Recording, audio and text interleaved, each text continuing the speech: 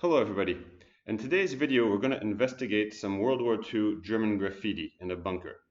So we're at a location on the Mediterranean coast called Pointe de l'Observatoire at Cap Roux, which is in the Estérel mountains, just east of Caen. At this location there's a complex of German bunkers that were used as a flak position during the war and that are excellently preserved. And as you can see, there's bunkers for anti-aircraft guns, cement foxholes, and bunkers for actually protecting the position itself. There's a photo taken showing the German flak troops in this area during the war that can be compared to the same location today.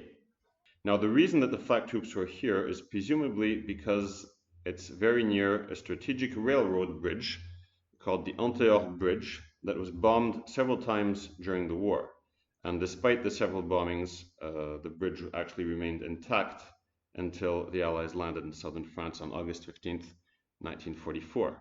So as you can see, the location is really magnificent, overlooking the sea with the southern France sun shining down on you, and the soldiers must have been pretty happy to be here and not on the eastern front.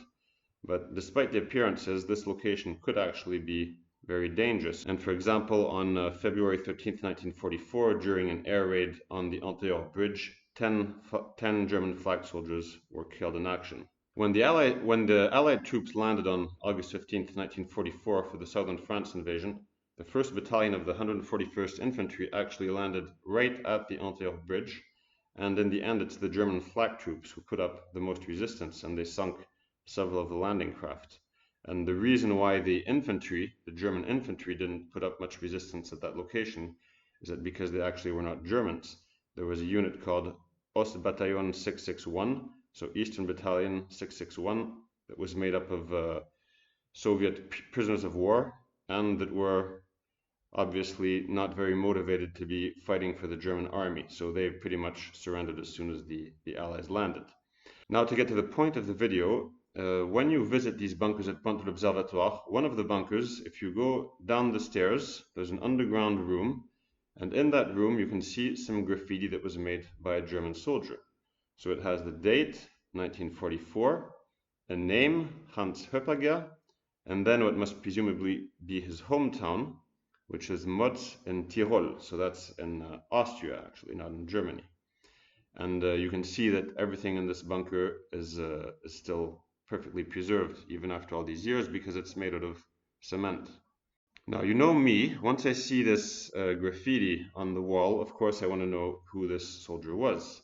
And I see that Mötz is a small village, so presumably research will be pretty easy. So I sent a letter to the village, and they responded pretty quick, saying that they had managed to find a sister-in-law of the soldier who was still alive.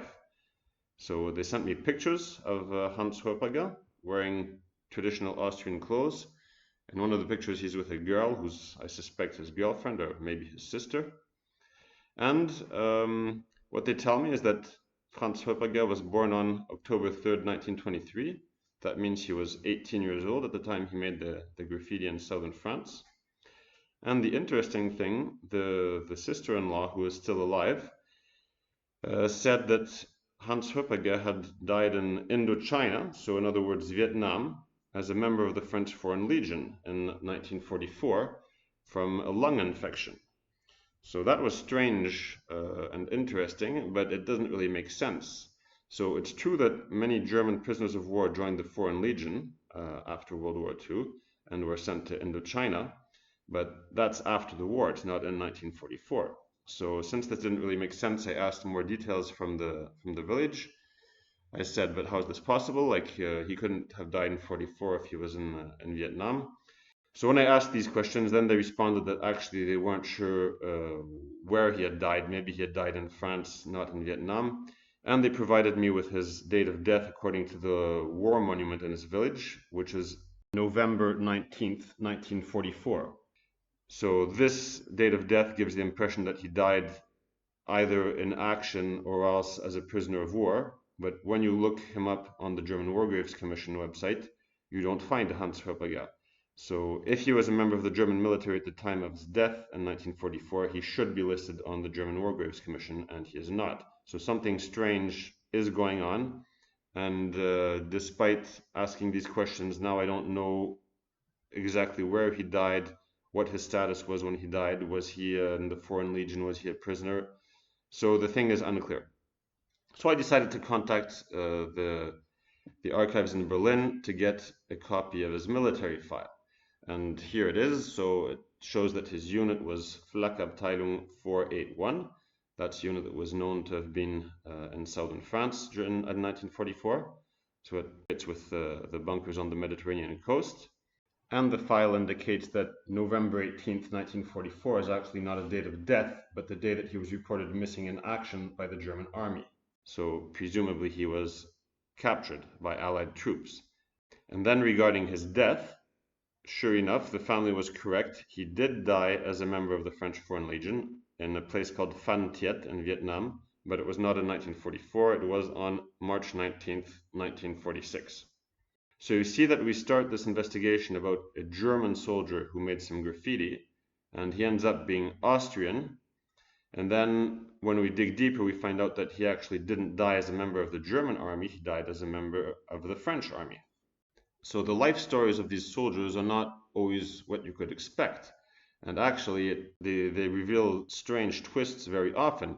If we look at some of the videos I've made these past years, we had the case of Kurt Günther, who was shot in the head in Paris, so a German soldier. And when we investigated him, it turned out that he had 2 Jewish grandparents. We saw the case of Karl Knörzer, who was killed in an air raid on Toulon. And he had actually lived in the United States for several years and had the kids there, so his kids were actually Americans, presumably. They had American nationality. And we also saw the case of Heinz Linge's identification tag that was found in Stalingrad. And when we investigated him, it turned out that he had a brother who had moved to Haiti before the war because he wanted to get away from Germany. He was anti-Nazi, and the German state removed his nationality from him.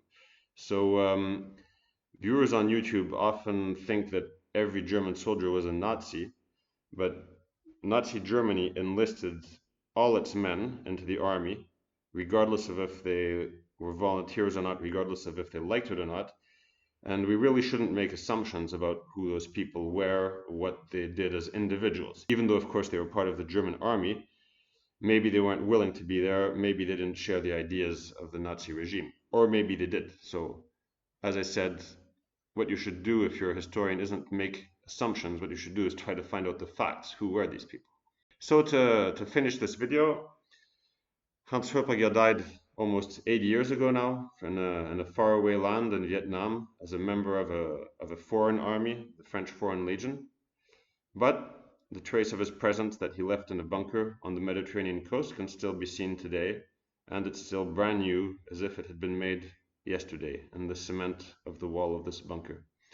So investigating his graffiti enabled us to discover his interesting life story and made us think about his life for a few minutes, despite the fact that he died so long ago and has no more direct relatives who are alive. So I hope you found this interesting, and if ever you need help for your own research projects, I can be contacted at this email address. Bye bye and have a nice day.